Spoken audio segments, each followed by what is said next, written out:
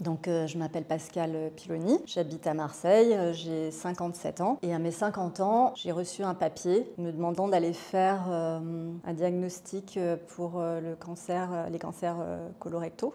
Et puis je sais pas, j'ai mis le papier de côté. Quelques mois après, j'étais assistante de vie scolaire à l'époque. J'ai eu très mal au ventre, mais très mal au ventre. Tellement mal au ventre que je pouvais plus manger. Et je pouvais plus manger et puis j'allais plus aux toilettes non plus. Et j'avais envie de vomir et j'ai cru que c'était une gastro. Donc je suis allée chez le médecin. Bon, il m'a donné des médicaments, mais ça passait pas. Donc ça a duré 10 jours. Et au bout de 10 jours, je suis allée voir mon médecin traitant. Et là, il m'a dit ça me plaît pas du tout, votre histoire. Et donc, il m'a donné des médicaments à prendre. Puis, si j'avais pas évacué, d'autres médicaments, puis encore d'autres. Et il m'a dit si jamais ça ne passe pas, vous allez aux urgences. Et en fait, ça n'a pas passé. Et donc, je me suis rendue aux urgences et là, je savais bien que j'avais une occlusion intestinale, en fait. Donc, ils ont essayé, là, de faire passer l'occlusion de manière mécanique, mais ça ne marchait pas du tout. Et du coup, à 2h du matin, ils m'ont descendu, ils ont fait un scanner. Et là, le chirurgien est venu me voir et il m'a dit, il faut opérer, il y a une tumeur. Et moi, j'ai répondu, une tumeur? Et il a dit, oui, une tumeur. Mais elle est toute petite. Et puis, il m'a expliqué comment ils allaient me positionner et que peut-être j'aurais une poche de préservation. Alors là, je dis ben non, non, pas de poche de préservation. Vous faites comme vous voulez, mais je veux pas de poche de préservation. Il m'a pas mis de poche de préservation. Il a fait un travail d'orfèvre parce que vraiment c'était tellement distendu qu'il a dû couper 80% de mon côlon. Donc il me reste, je sais pas, peut-être 40 cm, 30 cm. Et donc j'ai une cicatrice qui va de là jusque là. Et ça faisait un peu comme une fermeture éclair au départ. Alors on s'est beaucoup amusé avec mes amis autour de la fermeture éclair. Et puis après les résultats sont arrivés et en fait c'était un cancer. On ne savait pas s'il y avait métastase, pas métastase, puis finalement non. Puis quel stade? C'était stade 4 quand même. Donc c'était très avancé. Et donc chimiothérapie adjuvante. Voilà. Après c'était à moi de décider si je disais oui ou non, mais bon, il y avait mon compagnon, il y avait ma fille, et je me suis dit, pour eux, ok, je vais le faire. Et puis, il y a un ami aussi. Il y a un ami qui est oncologue maintenant. Il m'a dit, si, Pascal, tu le fais. Parce que, voilà, la situation est telle que, de toute façon, il faut boucler le truc, quoi. Donc, je l'ai fait. Les premiers temps, en fait, ça allait. Je vivais ça un peu en dissociation. Un peu comme si c'était à quelqu'un d'autre que tout ça arrivait, quoi. C'était pas moi, c'était quelqu'un d'autre. Et moi, je regardais ce qui se passait sur cette autre personne, quoi. J'avais les mains qui faisaient ça, quoi, qui réagissaient de manière... c'est les neuropathies qui sont liées à la chimiothérapie. Des paresthésies sur les mains, sur les pieds, c'est resté dans la bouche aussi. Donc ça a été compliqué, le traitement. Et puis plus ça allait, plus j'en pouvais plus. Et moi, je supportais, en fait. Mais bon, les résultats étaient bons. Ça reprenait pas, il n'y avait pas de métastase. La première chimiothérapie, je l'ai vécue en parallèle avec mon frère, en fait. Parce que mon frère aîné a eu aussi un cancer du côlon. Et il a été suivi par le même médecin que moi. Et donc, des fois, on faisait les chimiothérapies à un week-end d'intervalle. Et on se soutenait beaucoup tous les deux. Et on faisait beaucoup de marches. Et avec mon compagnon aussi, on marche beaucoup. Donc, et puis, je continuais à faire du shiatsu sur moi, à faire du tai chi, de la méditation, du jeûne avant les chimios, le jeûne intermittent. J'avais éliminé tout un pan de l'alimentation parce que de toute façon, avec mes intestins, je ne supportais plus. Donc, il me fallait un régime très, très spécial et assez restrictif. Mais enfin, j'ai réussi quand même à surmonter cette chose-là. J'étais très entourée, j'ai eu vraiment de la chance. Ma nièce qui descendait, toutes les cures de chimio parce que j'arrivais même plus à déboutonner, à saisir un crayon. Je pouvais plus rien faire avec mes mains. J'avais même du mal à marcher des fois. Des coups de fatigue aussi. Et puis, donc pendant les périodes de chimio, elle venait, elle me faisait à manger, faisait le ménage, tout ça. En fait, ça m'est tombé un peu dessus. Je dirais à la fois... le diagnostic, c'était un peu... ah non, c'est pas possible. C'est pas à celui-là que je m'attendais. Je m'attendais plus col de l'utérus, cancer du sein. Alors, du côlon, j'avais même pas entendu parler, quoi. C'était un truc pour moi. Et puis, comme quelque chose que je savais déjà, en fait. Comme, oui, évidemment, il y avait ça. Je crois qu'on connaît son corps, en fait. On sait ce qui nous arrive. Il y a des fois où on veut pas le voir, mais quand on pose des mots dessus, tout d'un coup, on se dit, oui, c'est ça, c'est bien ça. C'est pour ça que j'étais fatiguée, c'est pour ça que j'avais mal au ventre, c'est pour ça que je traînais entraîné cette chose, parce que des mois avant, parce qu'en fait c'était là depuis longtemps, des mois avant, j'avais des coups de fatigue énormes, puis un désintéressement, plus envie de rien, et puis bon, la vie reprenait. Alors maintenant, quand j'ai des fatigues comme ça, je panique à fond, je dirais 98%. J'aurais été toute seule, je pense que j'aurais tout laissé tomber, vraiment. Parce que j'ai bien vécu. En fait, j'ai fait beaucoup de choses dans ma vie et tout à fond. Donc, je pense que s'il n'y avait pas eu ma fille, si j'avais pas eu mon chéri, s'il n'y avait pas ma famille, c'est bon quoi. Le plus dur pour moi, c'était de me dire que peut-être que j'allais mourir, là, dans pas longtemps, et chose que j'accepte pas toujours à l'heure actuelle, c'est qu'il me reste tellement de trucs à découvrir encore que franchement, ça m'énerverait. Alors il y en a eu plusieurs des traitements en fait, parce qu'après la première chimio, il y a eu un temps où ça allait bien, où j'ai fait un grand voyage d'ailleurs. Je suis partie sur tout le tour de la Méditerranée. J'ai fait le voyage à l'envers de l'exil de mes grands-parents en fait. Donc je suis allée en Tunisie, à Pantelleria et puis en Sicile. J'ai fait le grand tour quoi. Donc après ce voyage, je suis revenue, j'ai fait une expo et il y a eu un contrôle. Et là, on a vu des petits trucs sur les poumons. Mais l'oncologue, il n'était pas inquiet, il disait oh, c'est tout petit. Bon, des fois, la chimio, ça produit puis on a toujours des petits nodules qui viennent, qui partent dans les poumons en fait. Donc bon, il n'était pas inquiet. Donc du coup, j'essayais de ne pas être inquiète, mais évidemment que ça me tournait dans la tête. Puis il y a eu le Covid. J'ai fait mon deuxième contrôle et là, ça avait triplé de volume. Et donc, on ne pouvait pas me faire de biopsie parce qu'il y avait un nodule qui était plus gros que l'autre, qui était près d'une artère. Et donc, c'était soit on enlevait le poumon, soit on enlevait un bout du poumon, mais on ne pouvait pas faire autre chose. On pouvait faire une chimio avant, après, mais en tout cas, il fallait opérer quoi. On a fait au mieux, on a opéré. On a fait une chimio avant, une chimio après. Et donc, la deuxième chimio c'était la première combinée avec un autre produit encore. Et ça c'était déjà beaucoup plus compliqué à supporter. Et puis, donc, il y a eu cette opération qui s'est passée rapidement, mais c'était très violent pour moi. Je pense qu'à chaque fois, j'ai dissocié. Je me suis dissociée. Parce que si j'y repense maintenant, je pense que c'est le cauchemar, quoi. C'est horrible. Alors ces gens, ils m'ont sauvé la vie, hein, mais en faisant du mal à mon corps aussi. C'est pas des massages, quoi. Donc on m'a enlevé un bout de poumon et c'est un robot qui a fait ça. Et après, je me suis réveillée et puis il y avait une espèce de poche. C'est pas très... Hein, une espèce de poche j'avais un espèce de truc, un fil là comme ça, il y a du sang. Et puis comme un cartable. Hein.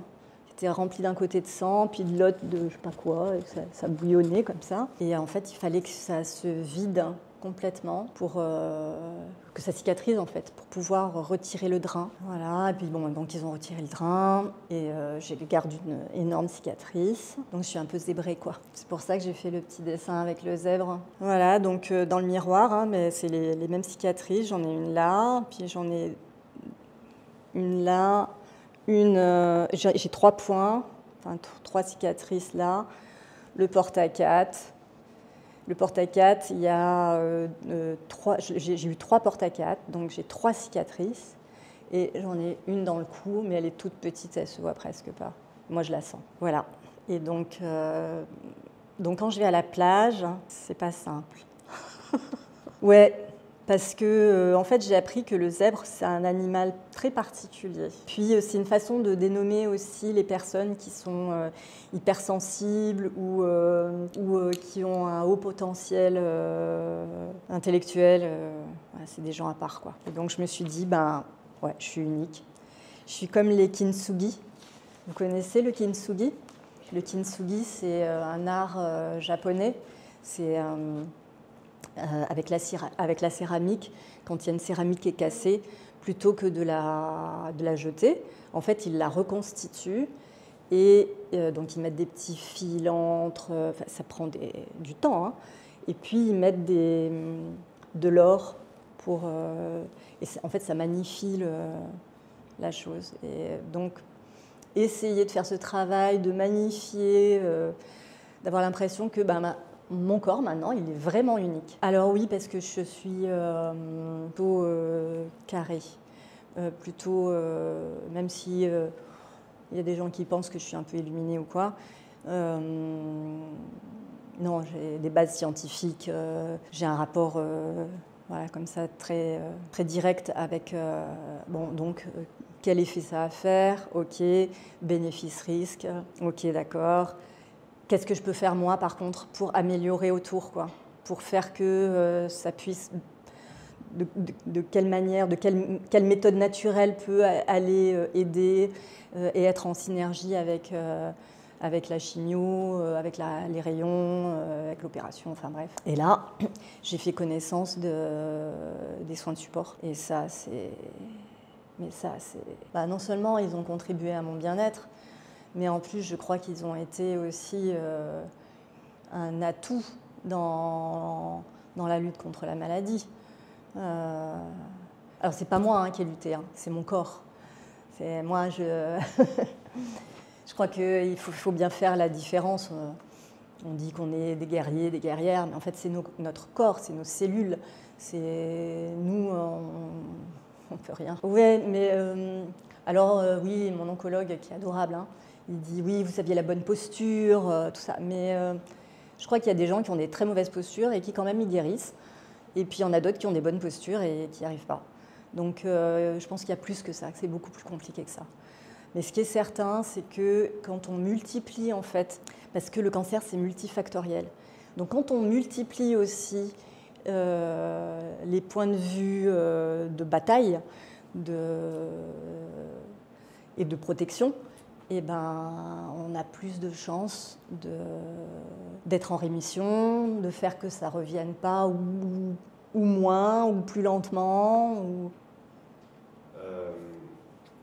Là, on sort un peu des soins de support. Je reviens sur les dessins. J'aimerais que vous parliez des dessins un peu plus en détail. Donc, du coup, pour vous, ça a des fins thérapeutiques. Et du coup, comment cette activité vous a aidé à surmonter voilà, dans sa globalité l'épreuve? Et est-ce qu'il y a des moments où ces dessins, ils ont vraiment joué un rôle très important et est-ce qu'ils ont fait la différence pour vous pendant votre parcours? Oui, parce qu'il y a des choses qu'on ne peut pas dire et il y a des choses que les autres ne peuvent pas comprendre. En fait, quand on n'a pas vécu un cancer, quand on n'a pas vécu des traitements lourds, on ne sait pas. Et on a beau être très proche et très bienveillant et très, très soutenant, très aidant, enfin je sais pas, enfin être vraiment, on ne peut pas savoir. Et je pense que ça a beaucoup aidé aussi mes proches, parce que de voir ça, parce que c'est drôle, mais en même temps, enfin c'est drôle, mais c'est cash quoi aussi. Je vais vous montrer mes préférés. Alors mon préféré, c'est quand même le premier. J'avais vraiment l'impression d'avoir la tête dans la chimio, quoi. Et ça m'a fait penser donc à Hokusai, qui est un peintre japonais que j'adore, et qui a dessiné la femme au long cou, qui est une femme qui fume de l'opium, et une fois qu'elle a fumé de l'opium, elle s'évade, quoi. Et donc j'avais voilà, cette vision-là de moi avec la tête dans la chimio, et puis mon oncologue est passé, et il a vu, il a vu le dessin, et puis il a ri. Et il rit pas beaucoup, c'est quand même quelqu'un qui est sérieux. Et je me suis dit, c'est pas mal quand même qu'il rigole. Et tout de suite, il y a eu une complicité qui est passée. Il savait très bien ce que ça voulait dire, quoi. Alors celui-ci, c'est avec le haka. Et j'étais super déprimée. Mais super déprimée. Je me disais, c'est pas possible, ça va pas le faire. J'étais à deux doigts de renoncer à tout. Et mon oncologue est passé. Et puis on a commencé à discuter. Et puis il m'a remonté les bretelles, quoi. Il m'a dit, mais allez, il faut y aller là. Bon, ok. Et donc, voilà. Et donc, j'ai visualisé en fait la chimio comme vraiment comme une arme, comme des flèches, comme un truc qui allait m'aider et pas me bousiller en fait. Et donc, il y a les paroles du haka. Et il y a eu une époque où j'ai appris le haka et où je le dansais tous les jours. Alors, mon préféré, c'est celui-là. Il est tout simple, mais en fait, j'aime bien l'humour qui est dedans. J'avais des nausées terrifiantes, mais terrifiantes. Et en fait, j'aime bien Jean-Paul Sartre. Enfin, j'aimais bien Jean-Paul Sartre quand j'étais jeune, en tout cas. Et donc, je me suis dessinée avec l'œil de Jean-Paul Sartre qui va sur le côté, en demandant si l'existence de la nausée précède son essence, quoi. Et voilà, et puis, bon, c'est des luttes intestines, voilà, c'est de l'humour, c'est de l'humour, quoi. Grosse, c'est une partie de ma vie, ouais. Après, je sais pas quantifier, mais il y en a quand même pas mal, là. Je sais pas, il y en a une quarantaine, une cinquantaine, je sais pas. J'en ai plein encore dans la tête, hein, mais je les ai pas tous dessinés parce que je dessine d'autres choses aussi. C'est une situation qui la provoque. Il y en a un que j'aime beaucoup aussi, c'est avec le moustique. Un soir, donc pareil, chimio, il y avait un moustique dans la chambre. C'était horrible. J'arrivais pas à dormir. Et donc c'est le moustique qui occupe toute la place de la chambre et moi qui est là comme ça, alors que le lendemain j'avais une chimio. Et, c'était horrible. Ouais. Avec les cheveux qui tombent aussi, parce que j'ai perdu une partie de mes cheveux lors de la 3e chimio, qui était avec encore un autre produit hyper fort, quoi. Et donc j'avais l'impression d'être un sapin de Noël après Noël, quand on se réveille, et puis que sur l'oreiller, il y a tous les... En plus, j'avais les cheveux très très courts pour pas, justement... Et tout d'un coup, on se réveille, on voit tous les cheveux, là. Alors moi, ça s'est fait en plusieurs étapes. J'avais les cheveux extrêmement longs, j'avais les cheveux jusqu'aux fesses. Je les ai coupés là, et on m'a dit, de toute façon, la première fois, avec cette chimio-là, vous ne perdrez pas les cheveux. Alors je ne les perdais pas complètement, mais quand même, ils étaient beaucoup plus fins. Et donc je me suis dit, bon, je vais les couper encore un peu plus courts. La 2e chimio, on m'a dit toujours, non, ça va aller, normalement, vous ne les perdrez pas. Mais je commençais donc je les ai coupés vraiment très courts, quoi. Je les ai jamais rasés à blanc complètement, mais la 3e chimio, j'avais 1 millimètre, quoi, sur la tête. Enfin 2. Ouais, de prendre les devants parce que sinon ça serait trop difficile. Et après, quand ça a repoussé, j'ai toujours un peu des endroits où les cheveux n'ont pas complètement repoussé. Donc il y a des endroits qui sont plus clairsemés que d'autres. C'est un peu spécial. Moi, je pense qu'ils sont essentiels. C'est même pas qu'ils sont bénéfiques, c'est vraiment essentiel. Parce que ce qu'on vit à l'hôpital, c'est tellement violent que à l'hôpital, ils proposent aussi des soins de support. Et ça, c'était déjà pas mal. Pendant les chimios, j'avais une dame qui venait me faire de la réflexologie plantaire. J'ai bénéficié du Qigong, on m'a fait du shiatsu, on m'a fait des massages, je ne sais pas comment elle les appelle, Noémie, elle fait des massages qui regroupent un peu plein de choses. Et je me souviens que la première fois, d'ailleurs, qu'elle m'a fait un massage, j'ai pleuré parce que c'était la première fois qu'on me touchait le dos, qu'on me touchait pour me faire du bien, quoi. Qu'un soignant allait enfin me faire du bien sans me faire du mal, quoi. Ouais, il y a eu les psys, il y avait la diététicienne, il y avait nutritionniste, il y avait la naturopathe, pas la nutritionniste, la naturopathe, super la naturopathe. Le tai chi, qu'est-ce que j'ai fait de l'acupuncture, je fais plein de trucs, quoi. Du coaching aussi de vie, je sais pas quoi. Ça c'était bien, on a fait des dessins avec un arbre, et puis ça nous a montré à chacune, c'était surtout des femmes en fait qui étaient avec moi, les hommes ils sont un peu absents quand même, c'est dommage. Et donc dans les racines, il y avait les noms de tout ce qui comptait pour nous, et puis aussi de nos qualités, de ce qu'on pensait nos qualités, ou de comment on se voyait. Et puis après, dans les branches, il y avait nos amis, la famille, les envies où on avait envie d'aller. Et en fait, ça fait un arbre assez magnifique. Et on s'est aperçu toutes qu'on avait plein de ressources. Donc ça c'est quand même pas mal. L'hypnose, ça je le faisais déjà, au moment de la première chimio, je faisais déjà de l'hypnose. Ça aide beaucoup pour la douleur en fait. La douleur, la peur. Donc l'hypnose, ça c'est sûr. Et puis le sport adapté, ça c'était bien aussi.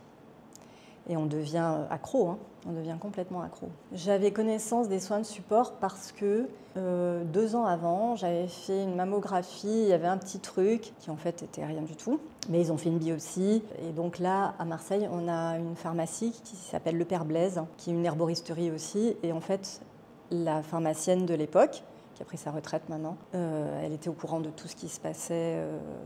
Et donc, elle avait un papier sur les soins de support et sur le centre qui s'occupait de ces soins-là. Non, je ne savais pas exactement ce que ça regroupait. Je ne savais pas ce que c'était que justement le sport adapté. Adapté à quoi, à qui Je pense que chacun a sa façon de réagir aussi par rapport à un traitement. Des fois, on est tellement fatigué, mais vraiment tellement fatigué qu'on a juste besoin de se reposer, quoi. C'est vrai que souvent maintenant dans les hôpitaux, ils proposent aussi le sport adapté ou même de la réflexologie. Je sais qu'il y avait aussi une esthéticienne. Une fois, je me suis fait faire les ongles parce que ça aussi, ça noircit les ongles. Enfin, on a des taches et tout. Mais c'est pas pareil à l'hôpital. Alors que quand on a un endroit en ville, moi, je pense que oui, tout le monde devrait en faire à sa mesure, hein. Et puis choisir ce qui est bien là justement avec Ginkgo, c'est que il y a qu'est-ce qui va être le mieux adapté pour la personne. Je trouve que ça, c'est bien, ça. C'est difficile, ça. D'abord, de faire confiance, de se lâcher. Un peu comme... vous connaissez le zen dans le tir à l'arc. C'est un livre qui parle justement de l'art du zen dans le tir à l'arc. Et le tir à l'arc japonais, c'est très, très lent. C'est extrêmement lent et c'est tout un rituel de comment la main va aller se placer et comment on va aller tirer la flèche en visant mais sans viser. Et bien c'est pareil, c'est-à-dire qu'il faut un lâcher-prise. Il y a un moment où il faut se laisser porter par les gens qui sont bienveillants autour de nous, tout en étant actif dans participer en fait. Ne pas se laisser déborder par le médical. Parce qu'on peut vite devenir un sujet, quoi. On peut vite devenir un malade. Alors que c'est une personne qui a une maladie. Et c'est pas du tout pareil, hein. C'est vraiment pas du tout pareil. Alors j'en ai plein. Alors déjà, de toujours écouter ce que dit la personne. La personne, elle ne dit pas les choses pour ennuyer, pour compliquer, pour... voilà, si la personne dit « j'ai pas faim », il ne faut pas la forcer à manger. Si elle dit « j'ai envie de vomir », il faut la soutenir dans cette chose-là. Si elle dit « je suis fatiguée », il faut respecter. Il ne faut pas lui dire « oui, mais on avait prévu de… » Non, non. Bien sûr, reste, couche-toi. On annule, c'est pas grave. Enfin, je veux dire, il y a d'autres choses qui sont plus importantes. Et le plus important, là, c'est que tu te reposes. Voilà, ouais, ce genre de choses, quoi. D'être vraiment à l'écoute de la personne, de ce qu'elle a à dire. Et que, aussi, des fois, peut-être, on se met en colère. Moi, des fois, Et ça, ma fille, elle connaît bien. Elle connaît bien et elle sait bien me repérer. Et elle me dit « ah, là, maman, t'es en train d'angoisser ». Donc voilà, en fait, des fois, derrière un énervement, ouais, il y a une angoisse, il y a une peur.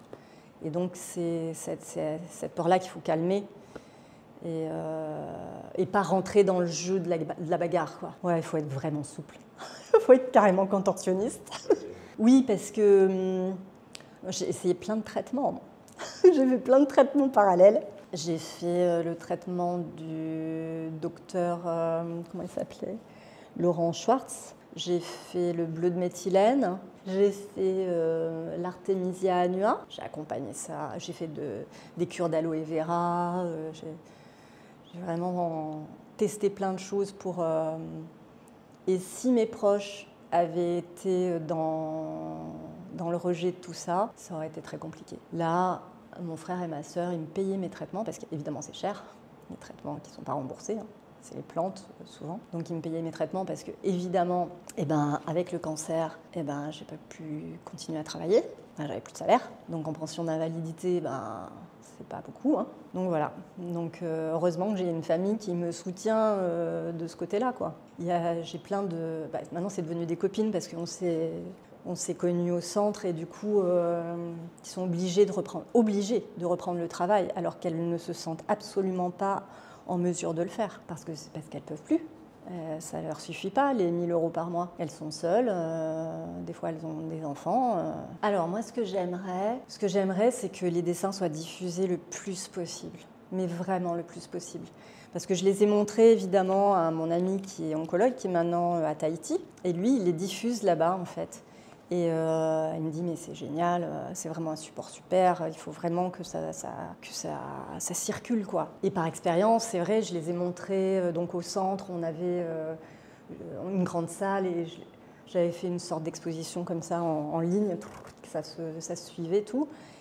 Et les filles, elles étaient là. Ah ouais. Puis elles rigolaient, puis ah oui, c'est vrai. Puis elles me disaient, ah regarde. Et bien ouais, forcément, ça parle, quoi.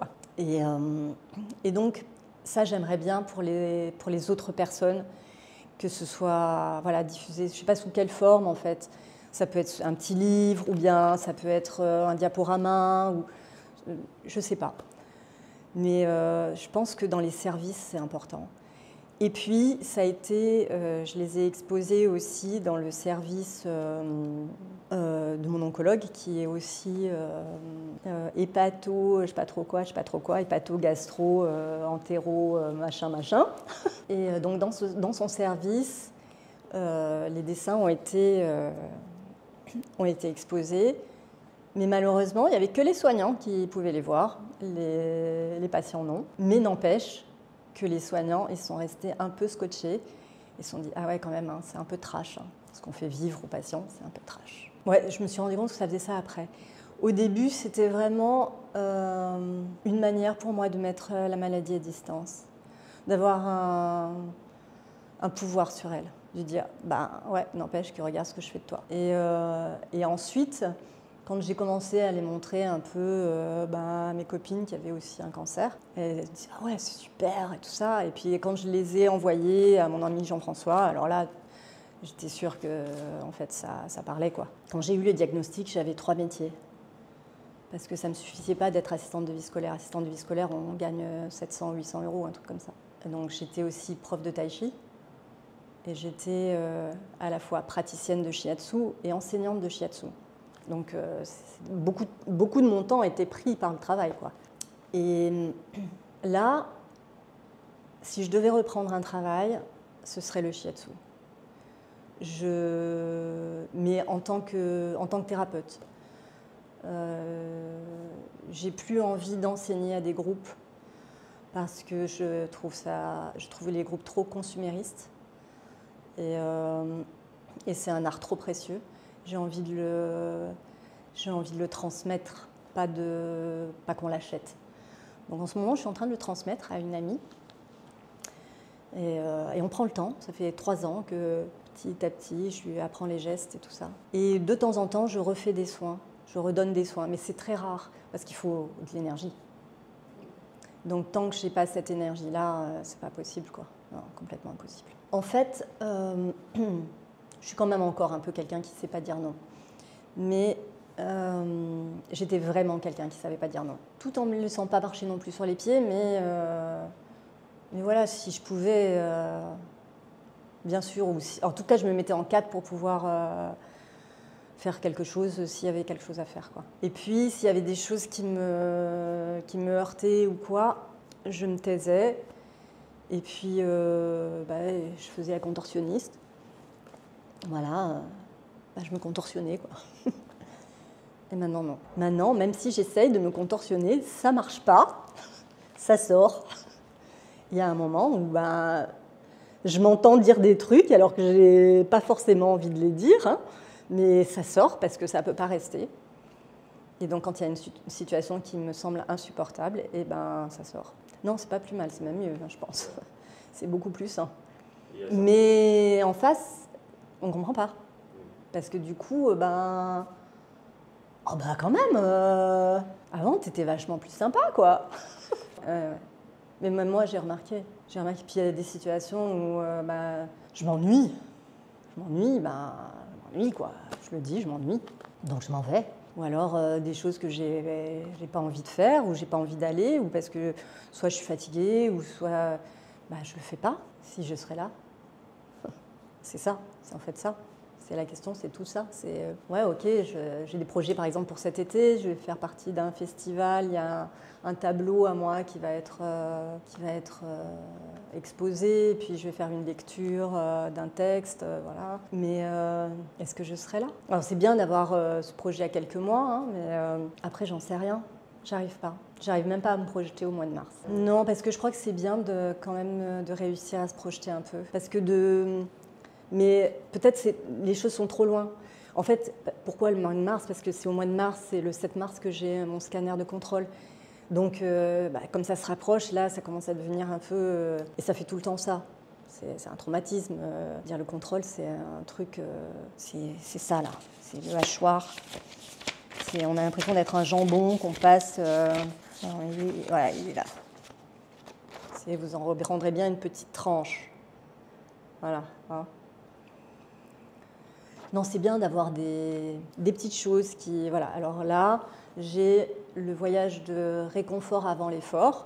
J'appelle ça comme ça. Donc en fin février, je vais partir un peu avant, voilà. Et puis, quels que soient les résultats, s'ils sont bons ou s'ils sont mauvais, je partirai aussi un petit peu après. Mais me projeter dans 2 ans, 3 ans, 10 ans, comme quand j'avais 20 ans, non, je ne sais plus faire. J'ai ces parasthésies qui résistent, qui sont là. C'est-à-dire que quand il fait froid ou quand il y a le froid, ça me fait mal. Ça me fait très mal. Au pied, là, j'ai des chaussettes de ski, en fait, s'il fait moins. Et puis, voilà. Parfois, j'ai des mouvements, parce que ça a touché les nerfs. Donc, il y a mes jambes qui partent des fois, comme ça, et ça fait des crampes. Et c'est extrêmement douloureux. Et puis, le plus ennuyeux, c'est les désordres intestinaux. Dès que je mange un truc un peu... à côté de ce que je devrais manger, ça va pas. Donc ça, c'est compliqué parce que quand je voyage et quand je vais, je sais pas, dans des pays qui n'ont pas du tout la même façon de s'alimenter que moi, il y a des cancers qui sont quand même plus sexy que d'autres, hein, je trouve. Non, mais c'est vrai, c'est quand même plus classe de dire « Oui, moi j'ai eu un cancer au cerveau. » Voilà, alors... Merci beaucoup. Merci. Merci à vous.